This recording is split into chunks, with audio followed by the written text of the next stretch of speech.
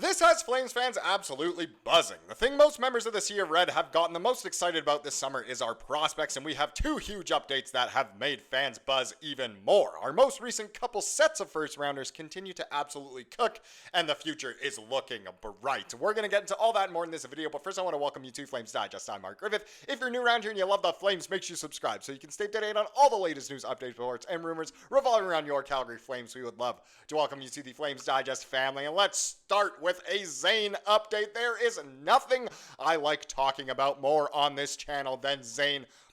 Obviously, if the Flames were to make the playoffs and win the cup, that would top the list. But as of right now, Zayne, it brings me so much joy to talk about this guy. And it's just good update after good update. And I have another good update for you here, as Flames' Zayne has been invited to the 2025 NHLPA Rookie Showcase. Awesome. Not like many people are tuning in to the NHLPA Rookie Showcase, but just knowing that he's going and that you have a chance to watch him a little bit more before, training camp and the preseason begin is just fantastic news. Let's get into this little article here by Cody Zowski. All credit due to him for the first little bit of this video. So, the 2025-26 NHL season begins with its media showcases, including the NHL Players Association's Rookie Showcase in Washington, D.C. For the Calgary Flames, this year's Rookie Showcase invitee is Zayne. The Flames had no invitee last season. So already that shows, big upgrade. We got someone who was worthy of an invite at least this year.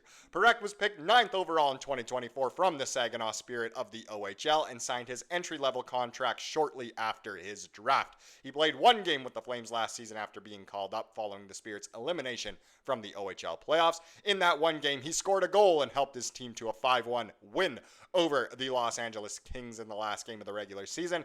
As the Flames failed to make the playoffs, his season ended there. But best goals per game ratio in NHL history, tied with, another Flame. But obviously, 1 goal per game in his NHL career, not too bad. And that's just the NHL part of it. Parekh put up incredible numbers in the OHL as well, especially for a defenseman in his rookie season. He scored 21 goals and had 16 assists for 37 points in 50 games. Not bad for a rookie.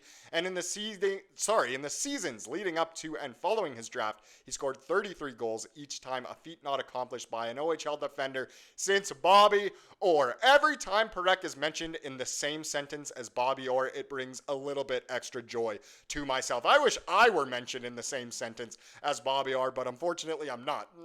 Mark Griffith has the same knees as Bobby Orr. Oh man, that's I guess as far as it goes. But anyway, let's continue. In fact, since the OHL was then known as the OHA, Parekh is the first ever player to pull this off. In his final season in Saginaw, he recorded 107 points, the 5th highest scoring player in the league, and 16 points ahead of the next defenseman, Sam Dickinson of the San Jose Sharks, who is also a Rookie Showcase invitee. So if you're a Sharks fan and a Flames fan, you got a lot going on here.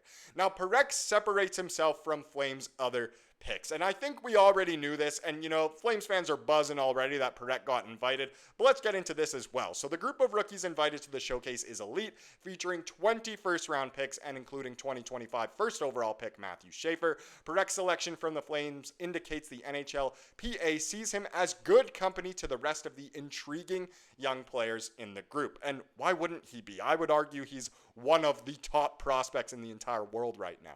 The Flames have one of the best prospect pools in the NHL, but Parekh stands out as the crown jewel. There's a reason he was selected to the showcase and 2025 first-round pick Cole Reshny wasn't.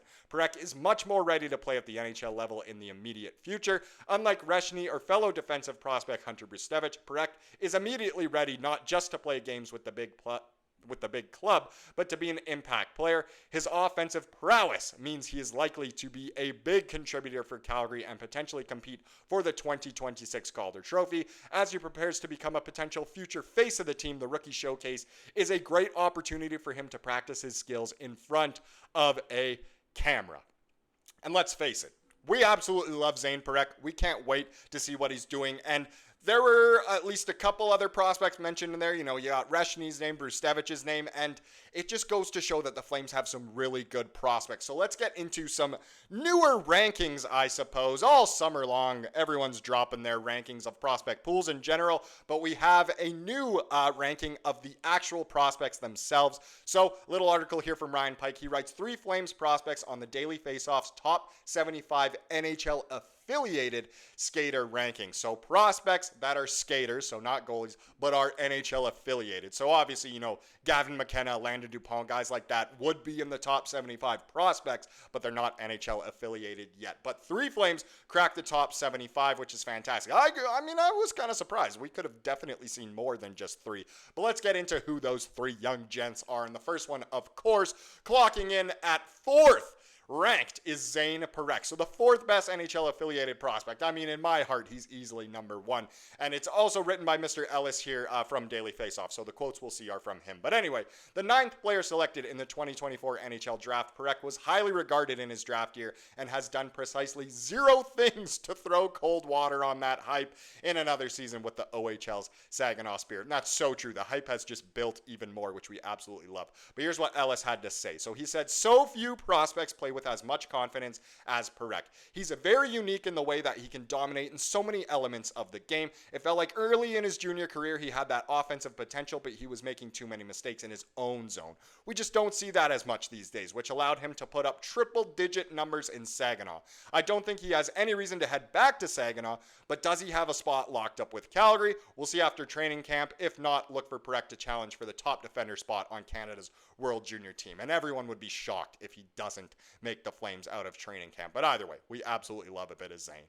Next, dropping all the way to 53rd, so almost 50 spots below Parekh, is the next Flame, which is Cole Reshny. No shock there. So the first of 2 Flames first rounders in 2025, Reshny was selected 18th overall after a really strong season with the WHL's Victoria Royals, even stronger postseason. He's now off to the University of North Dakota as a freshman. So gonna go develop even more in the NCAA. Let's see what Mr. Ellis had to say about Resh. He said there's a lot to love here, and I think there's true top 6 potential. Reshny's ability to produce no matter the situation makes him so intriguing. He's not huge, but he makes up for it with explosive speed and elusiveness, making him a tough player to contain on the rush. He's an outstanding playmaker, maybe one of the best in this class. Reshny's competitive nature will take him far, and he has proven internationally he can be an offensive catalyst with other high-end prospects.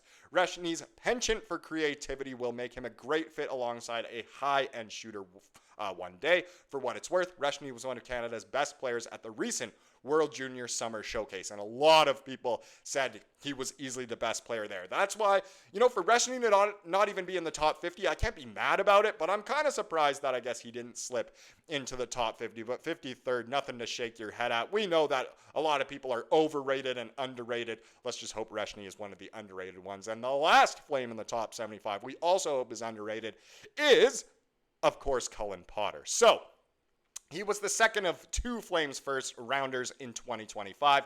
Potter was selected 32nd overall after spending his season with the NCAA's Arizona State Sun Devils, the party school itself. Fun fact, Potter played most of his season as a 17-year-old, not turning 18 until mid-January, and he was the 3rd youngest player in all of D1 college hockey, which is not something to shake your head at. That is impressive. Oh, by the way, he's 56th. I can't remember if I said that or not. So very close to Reshny, of course. Here's what Ellis had to say. He said, I had Reshny and Potter back-to-back in my final draft rankings, and I still think they're really close as prospects. Many people were surprised to see Potter leave the USNTDP a year early to head to college, but it paid off. He played around 20 minutes a night at ASU, and scouts were impressed with his play-driving abilities. I like his commitment to playing in all 3 zones, and he anticipates playing and gets himself where he needs to be better than most of the draft class. I think the ceiling is higher for Potter than many others around this part of the draft, but he needs to show he can handle the physical challenges as a 5'9" forward. I think he'll be one of the smaller players who make it. Hey, height doesn't measure heart, isn't that the case? Either way, we have some great prospects on our hands. Great to see 3 of them recognized in the Daily Faceoff's top 75 by Ellis here. And it's honestly, the future's so bright. fans are buzzing at the prospect pool right now and are just so excited to see how training camp goes with all these young guys, the preseason and maybe the regular season with some of these young guys, which is just super exciting. Obviously not Reshny and Potter, but some of the other ones like Perek and others. It's just exciting times with hockey right around the corner. And you know what else is exciting? The comment of the day, which we will now get into to wrap up the video, as we love to do here on the channel, comes from yesterday's video about Zayne and his contract situation. And just my opinion said this here. They said, the story I heard from other sources is that the disagreement is about term. So not one of those other factors like how much salary it is, what percentage of the salary, and all of that. Term here. So Flames want a bridge deal and Zayne wants more term, which isn't all that uncommon for young guys. Usually young guys want to get locked up for as long as they can, just in case they don't pan out, whereas the team sometimes like to give a bridge and sometimes they want to lock them up. But it seems like this situation, obviously the Flames want the bridge, Zayne wants the term, but honestly, who knows? Hopefully a deal happens sooner than later and we can all put this behind us. But of course, we'll just have to wait and see. Thank you so much for watching this video. Please subscribe like you saw here today and have a wonderful rest of your day.